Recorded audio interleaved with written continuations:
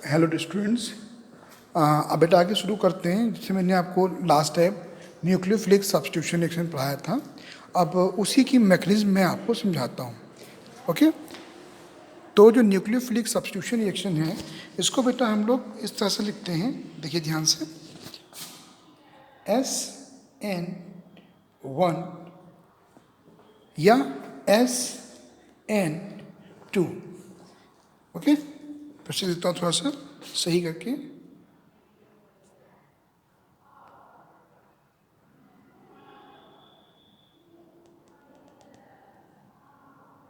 SN1 and SN2। ये nucleophilic substitution reaction को के दो आपके मेथड हैं, और इसमें जो 1 है वो दिखाता है यूनिमॉलिकुलर, और जो 2 है वो दिखाता है बाईमॉलिकुलर। यहाँ पे S है वो सब्स्टिट्यूशन है, और N जो है वो न्यूक्लियोफिलिक है। ओके, अब आपको याद होगा ऑर्डर ऑफ रिएक्शन, ये मैंने आपको केमिकल काइनेटिक्स में पढ़ाया था कि ऑर्डर ऑफ रिएक्शन में समझाई थी आपको। वही चीज़ यहाँ पर है कि यहाँ पर जो होगा ये आपका फर्स्ट ऑर्डर दिखाता है, ये आपका सेकेंड ऑर्डर दिखाता है। इसमें मतलब दो मॉलिक्यूल रिस्पॉन्सिबल होते हैं, और यहाँ पे सिर्फ एक मॉलिक्यूल रिस्पॉन्सिबल होता है बेटा। ठीक है, तो हम लोग सबसे पहले तो बात करते हैं SN2 के बारे में। देखिए ध्यान से, ये आपकी SN2 रिएक्शन है। अब इसमें क्या होता है SN2 में, ये देखिए ध्यान से,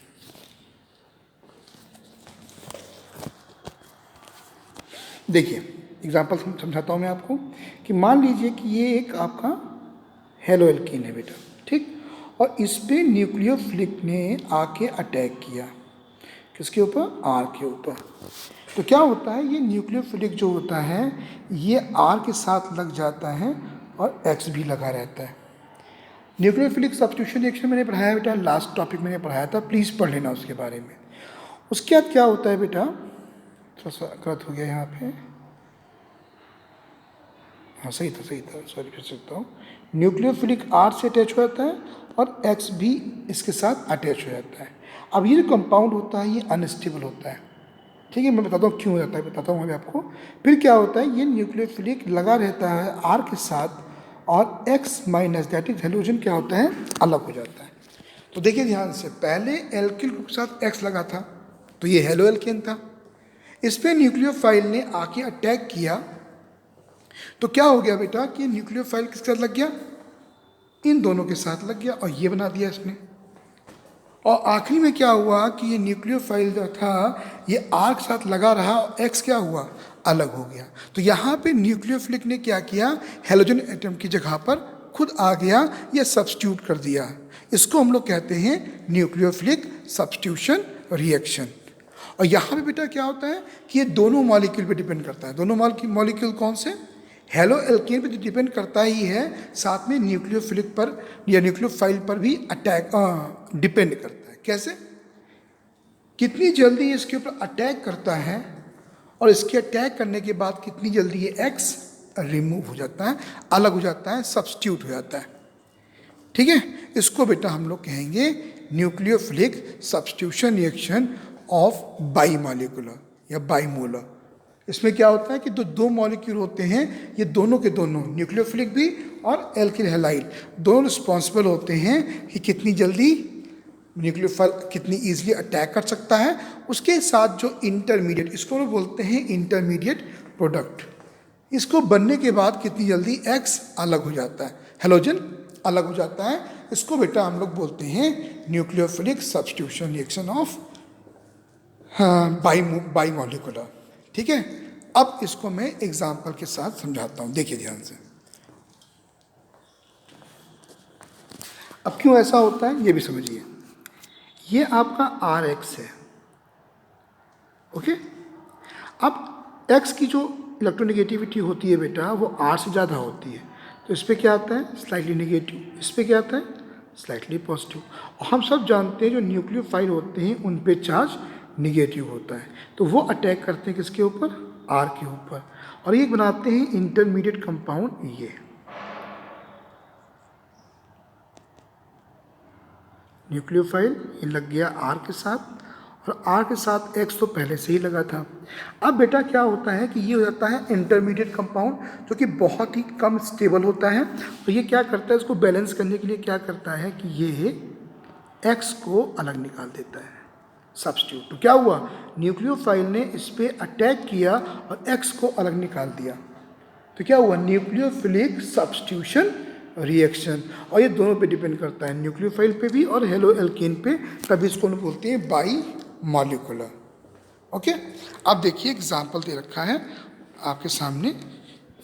ये देखिए यहाँ पर OH माइनस जो है ये अटैक कर रहा है मिथाइल क्लोराइड के ऊपर। ये OH माइनस न्यूक्लियोफाइल हो गया बेटा आपका, और ये मिथाइल क्लोराइड। और फिर इसने क्या बनाया, इंटरमीडिएट प्रोडक्ट बनाया, जिसमें क्या हुआ, Cl माइनस बाहर निकल गया और OH आप देख सकते हैं एल्किल हैलाइड के साथ लग गया।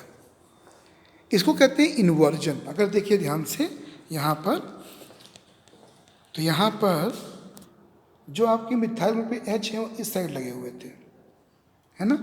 लेकिन जब न्यूक्लियोफाइल ने अटैक किया इसके ऊपर, तो आप देख सकते हैं ये इस तरफ आ गए, है ना। तो इस तरफ आ गए।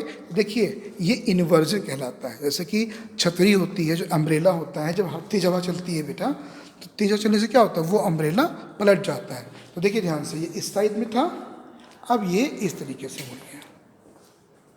ओके, तो याद रखिएगा आप लोग, न्यूक्लियोफिलिक सब्स्टिट्यूशन जो होती है उसमें दोनों मॉलिक्यूल जो होते हैं वो इक्वली डिपेंड करता है उनके ऊपर रेट ऑफ रिएक्शन। ठीक है, समझ में आ गया। ये आपका तरीका हो गया SN2 का। अब देखिए इसको फिगर पे समझाया है बहुत खूबसूरती के साथ, देखिए ध्यान से। ये आपका है फिगर, देखिए यहाँ पर आपका ये न्यूक्लियोफाइल है और ये आपका एल्किल ग्रुप हो गया और ये आपका हेलोजन हो गया। इसको हम ऐसे लिख सकते हैं कि ये OH माइनस है बेटा और ये आपका CH3Cl है। अब OH माइनस ने इस पर अटैक किया, इसने इसके ऊपर अटैक किया और ये एक इंटरमीडिएट कंपाउंड बनाया। और उसके बाद क्या हुआ, जो न्यूक्लियोफाइल था वो लग गया और हेलोजन क्या हुआ, अलग हो गया, उसको उसने सब्स्टिट्यूट कर दिया। समझ में आया बेटा आप लोगों को। आई होप मैंने आपको ये चीज़ अच्छे से समझा दी है, आप भी समझ गए होंगे। तो ये तो समझना इंपॉर्टेंट था ही था, पर जो क्वेश्चन आते हैं वो बहुत इंपॉर्टेंट आते हैं बेटा, जो मैं आपको भी समझाता हूँ। पहले कुछ और पढ़ लेते हैं। ये देखिए आप इसको बेटा थोड़ा सा पढ़ लीजिएगा। मैं जो समझाया है बेटा वही सब लिखा हुआ है, इसमें इन्वर्जन लिखा हुआ है। देखिए जो मैंने आपको समझाया था आप देख भी सकते हैं यहाँ पे ध्यान से, कैसे इन्वर्जन है मैं समझाता हूँ। पहले आपके एल्किल ग्रुप ऐसे थे, बट सब्स्टिट्यूशन के बाद ये ऐसे हो गए।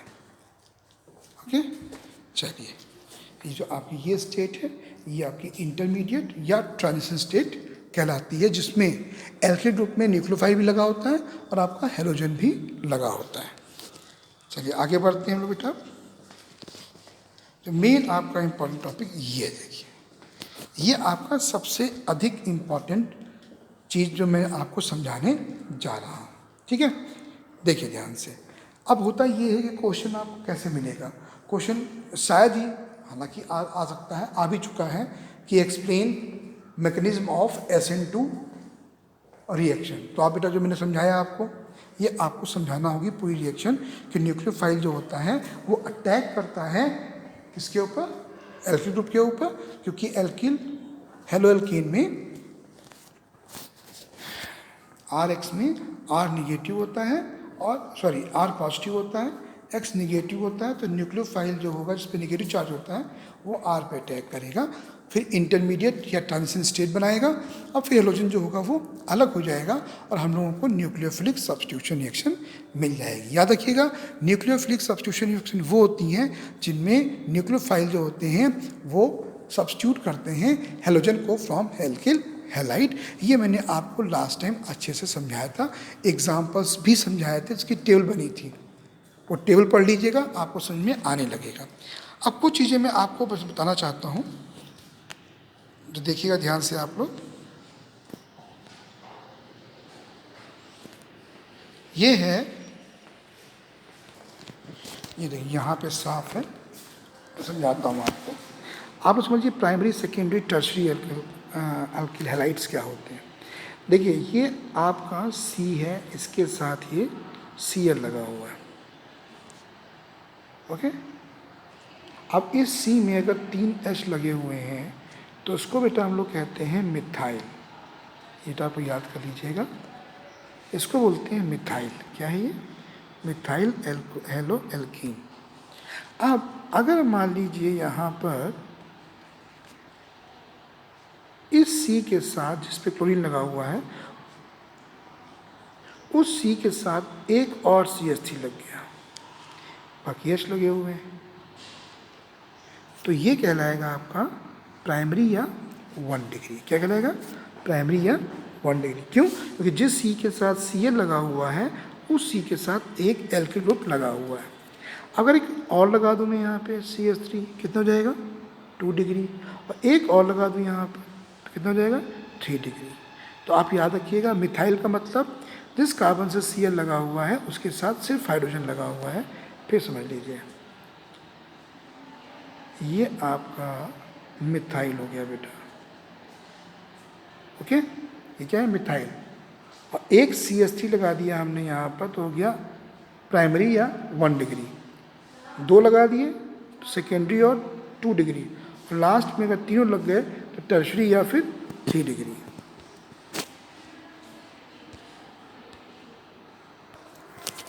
अब इनको आपको याद रखना है क्योंकि ये SN1 और SN2 दोनों के लिए ही इंपॉर्टेंट चीज़ें होती हैं। एक वर्ड होता है बेटा स्टेरिक हिंड्रेंस, याद रखना। ये देखिए, ये मैं आपको फिगर दिखा दूं, समझिएगा। ये पहला आपका देखिए मिथाइल है, क्योंकि जिस सी से X लगा हुआ है, ये देखिए जिस सी से X लगा हुआ है उसे 3 हाइड्रोजन लगे हुए हैं, तो सिर्फ मिथाइल हो गया। इसमें देखिए ध्यान से, जिस सी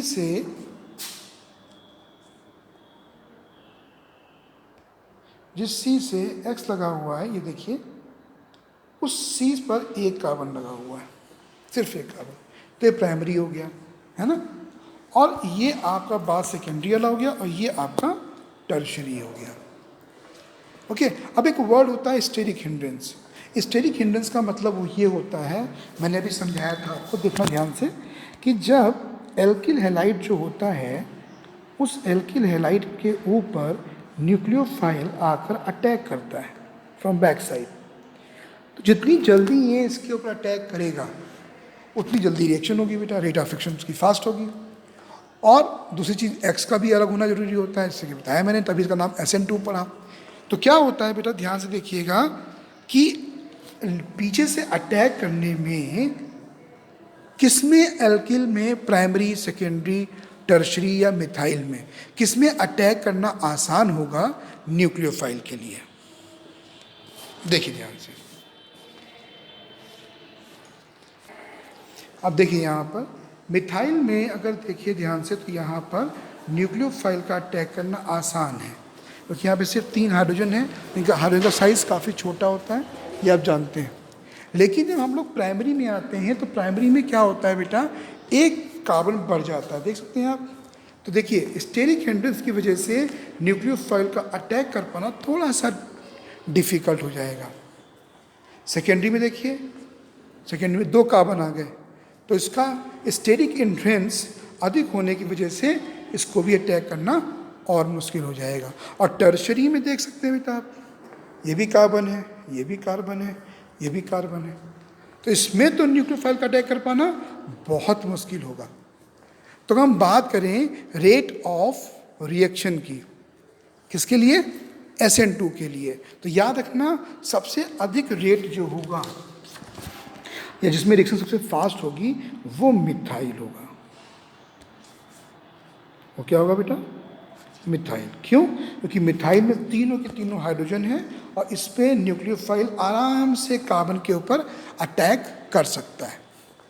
प्राइमरी में क्या होता है बेटा, एक कार्बन बढ़ जाता है, उस कार्बन के बढ़ने से क्या होता है, थोड़ा सा डिफिकल्ट हो जाता है स्टेरिक हिंड्रेंस।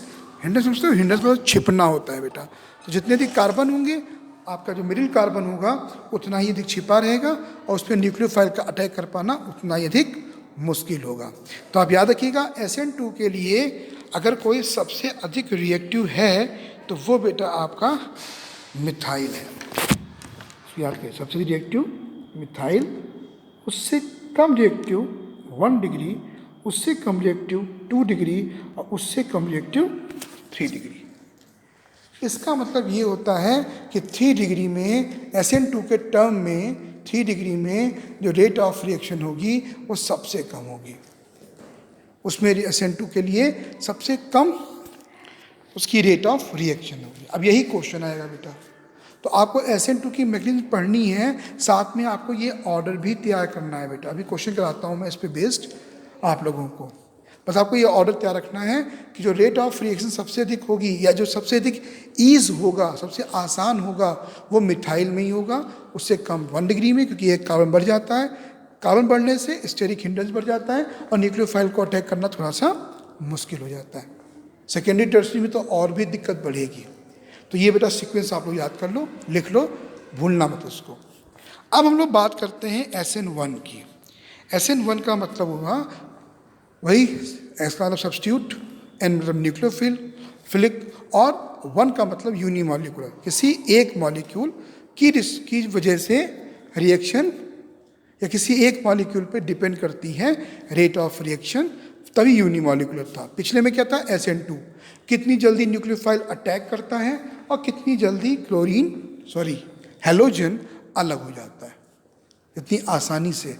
तो ये हेलो एल्कीन पे भी डिपेंड करता है और न्यूक्लियोफाइल्स पे भी डिपेंड करता है। अब बात करते हैं हम लोग SN1 की, न्यूक्लियोफिलिक सब्स्टिट्यूशन रिएक्शन यूनिमॉलिक्यूलर। उसमें क्या होता है देखो बेटा ध्यान से, सब कुछ वही है, थोड़ा सा तरीका अलग है कि इसमें 2 स्टेप होते हैं। पहले स्टेप में क्या होता है बेटा कि जो RX होता है ये टूटता है R+ और X- में, और दूसरे स्टेप में क्या होता है कि जो आपका ये एल्किल कार्बोकेटाइन पॉजिटिव चार्ज है ना, इसमें क्या मिलेगा? न्यूक्लियोफाइल, और क्या बना देगा बेटा? R-NU। तो क्या हुआ? आपका X अलग हो गया और न्यूक्लियोफाइल इसमें क्या हुआ? ऐड हो गया। तो किसने X को हटाया? न्यूक्लियोफाइल ने। तो ये भी वही तरीका था, इसमें भी वही रिएक्टेंट थे, SN2 में जो रिएक्टेंट थे, प्रोडक्ट था, वही चीज़ यहाँ भी है। यहाँ भी न्यूक्लियोफाइल क्या कर रहे हैं? हेलो एल्केन से हेलोजेंस को अलग कर रहे हैं या उसको सब्स्टिट्यूट कर रहे हैं, उसकी जगह पे खुद न्यूक्लियोफाइल आ रहा है, तो उसको हम लोग बोलेंगे न्यूक्लियोफिलिक सब्स्टिट्यूशन रिएक्शन। इसको बेटा आप लोग बहुत अच्छे से समझ लीजिए।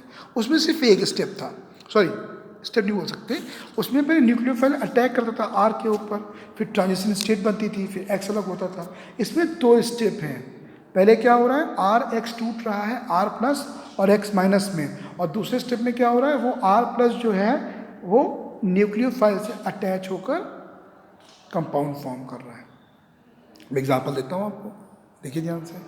अगर अल्कोहल है या लेते हैं यहाँ पे हम लोग CH3Cl है, और इसकी रिएक्शन मान लीजिए NaOH से होती है, तो Na+ होता है, OH- होता है, ये हो गया न्यूक्लियोफाइल, ये अटैक करेगा CH3 के ऊपर। अगर SN2 की बात करें, है ना, SN1 में क्या होता है? सबसे पहले ये CH3Cl ये टूटेगा बेटा CH3+ और Cl- में। अब ये CH3+ होगा बेटा, ये कांटेक्ट में किसके आएगा? न्यूक्लियोफाइल के, और क्या बना देगा? CH3NU। ओके। अब इसमें जो रिएक्शन डिपेंड करेगी, आपकी रेट ऑफ रिएक्शन, वो डिपेंड करेगी पहले स्टेप पे, कितनी जल्दी ये ब्रेक होता है। ये पहला स्टेप है आपका कि CH3Cl ये टूट रहा है CH3+ Cl- में। अब इसमें जो है न्यूक्लियोफाइल पे इतना डिपेंड नहीं करेगी जितनी कि एल्किल हैलाइड के ऊपर। जितनी जल्दी टूटेगा CH3Cl उतनी जल्दी न्यूक्लियोफाइल उससे मिलकर प्रोडक्ट फॉर्म करेगा। तो अगर देखा जाए तो SN2 में दोनों चीज़ों पे डिपेंड करता था, बट यहाँ पे किस पे डिपेंड कर रहा है? सिर्फ एल्किल हैलाइड के ऊपर। कितनी जल्दी एल्किल हैलाइड टूटेगा और उतनी जल्दी उसकी रिएक्शन न्यूक्लियोफाइल से प्रोडक्ट फॉर्म करेगा वो, ठीक है। तो SN2 का रीजन क्या था कि उसमें न्यूक्लियोफाइल का अटैक और क्लोरीन का, फिर क्लोरीन बोल रहा हूँ, हेलोजन का अलग होना, दोनों पे डिपेंड करता था। यहाँ पे किस पे डिपेंड कर रहा है, कितनी जल्दी ये डिकम्पोज हो जाएगा। जितनी जल्दी डिकम्पोज हो जाएगा उतनी जल्दी यहाँ पर न्यूक्लियोफाइल इससे मिलकर नया प्रोडक्ट फॉर्म करेगा, ठीक है। देखते हैं बुक में क्या दिया हुआ है। ये देखिए, पहले CH3 CBr OH- ये रिएक्शन दे रखी है, बट देखिए 2 स्टेप में हुआ है। पहले यहाँ पे CH3 ये आपका डिकम्पोज हुआ है प्लस में और Br- अलग हुआ है, बाद में ये प्लस OH- से मिलकर आपको अल्कोहल फॉर्म कर रहा है। अब वही तरीका कि इसमें कौन अधिक फास्ट होगा, तो देखो बेटा ध्यान से, आपको मैंने फर्स्ट ईयर में पढ़ाया था कार्बोकेटायन और उनकी रिएक्टिविटी के बारे में। अब क्या होता है बेटा, एक कार्बोकेटायन आपको यहाँ पे दिया हुआ है मिथाइल CH3,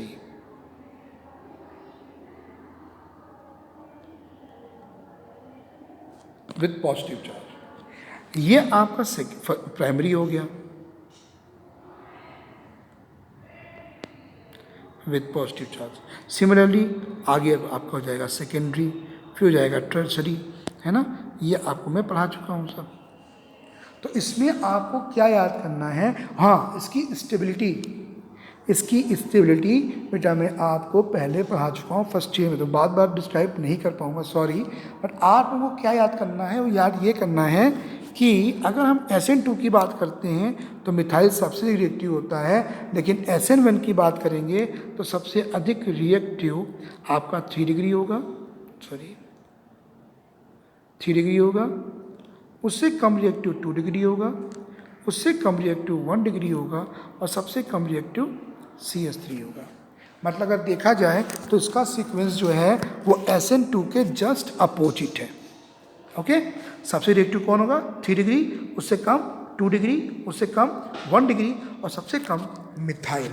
जबकि SN2 में क्या था, स्टेरिक हिंड्रेंस की वजह से मिथाइल जो था वो सबसे अधिक रिएक्टिव था।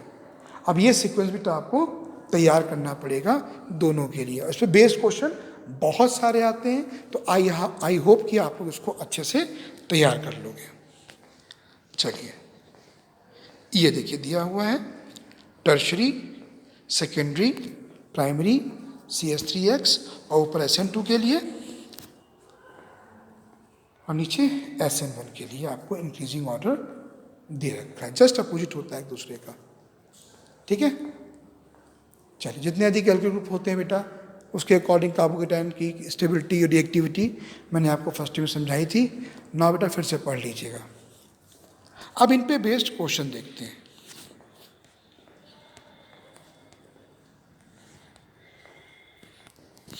अब देखिए, यहाँ पर आप क्वेश्चन दे रखा है कि in the following pair of halogen compounds which would undergoes SN2 faster reaction. अब SN2 में आपको क्या ढूंढना है कि जितना अधिक स्टेरिंग हिंड्रेंस होगा उतना ही कम रिएक्टिव होगा। अब देखिए ध्यान से,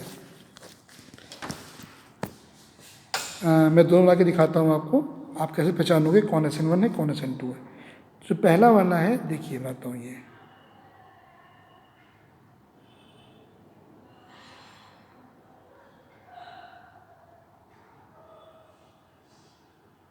अब देखिए, जिस Cl से C जुड़ा हुआ है वो केवल एक कार्बन जुड़ा हुआ है इस कार्बन से, है ना, इस साइक्लोहेक्सेन के इस कार्बन से जुड़ा हुआ है, तो कितना हो गया ये 1 डिग्री। जो दूसरा वाला है बेटा, ये इसको अगर ध्यान से देखो बेटा, तो यहाँ पे जिस कार्बन से Cl जुड़ा हुआ है, ये Cl जिस कार्बन से जुड़ा हुआ है उसे 2 कार्बन जुड़े हुए हैं, इसका मतलब ये हो गया 1 डिग्री, ये हो गया 2 डिग्री। यहाँ पे लिखिए हम लोग, तो पहला वाला जो आपका है ये हो गया आपका 1 डिग्री और दूसरा वाला हो गया 2 डिग्री। अब पूछ किसके लिए है बेटा, पूछ रहे हैं SN2 के लिए। तो SN2 के लिए प्राइमरी हेलाइड क्या होगा, अधिक रिएक्टिव होगा, तो आपका जो ये पहला वाला आंसर होगा वो सही हो जाएगा, ठीक है। अब यहाँ पे देखिए second, predict the order of reactivity of following SN1 and SN2 reaction, ठीक है। इसको बेटा मैंने समझा दिया आपको, एक बार अच्छे से पढ़ने की कोशिश बेटा आप लोग करिएगा। हाँ, एक क्वेश्चन छूट गया बेटा, ये वाला, आई और सी एल में। तो मैंने आपको ये कहा था कि जितनी अगर हेलो एल्केन्स की बात की जाएगी तो प्राइमरी, सेकेंडरी, टर्सरी और मिथाइल देखना है। लेकिन अगर दोनों में इक्वल है, देखिए ये भी और ये भी, ये दोनों चेन इक्वल है ना, तो हम किसको देखेंगे, आई और सी एल को। कौन जल्दी लीव कर सकता है चेन को, तो आई की इलेक्ट्रोनेगेटिविटी कम होगी, वो जल्दी चेन को लीव कर देगा। तो ये आपका हो जाएगा आंसर। ठीक है, अब सेकेंड क्वेश्चन भी यहाँ देखिए आपको दिया हुआ है, ये भी सॉल्व है बेटा। ठीक है, तो प्लीज़ इसको पढ़ने की कोशिश करिएगा। ना समझ में आए तो आप मुझसे पूछ सकते हैं। आपको क्या सर्च करना है, SN1 SN2, ये दोनों चीज़ें आपको सर्च करनी है बेटा। आप चाहे इसका स्क्रीनशॉट ले लीजिए, और नहीं तो आपको ये NCERT बुक से मिल जाएगा। तो आई होप आप लोगों को इस चीज़ समझ में आई होगी और इसको आप लोग अच्छे से करेंगे। ओके, ट्राई करिए, बहुत ही इंपॉर्टेंट टॉपिक है, इस पर बेस्ड क्वेश्चन में भेजूंगा आपको, प्लीज़ इसको अच्छे से कर लीजिएगा। ओके, चलिए, till then thank you and have a nice day.